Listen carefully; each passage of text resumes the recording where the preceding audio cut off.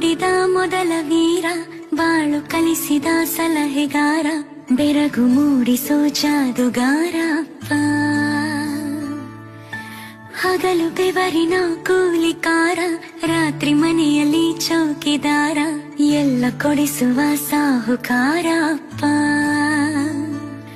ಗದರೋ ಮೀಸೆಕಾರ, ಮನಸೇ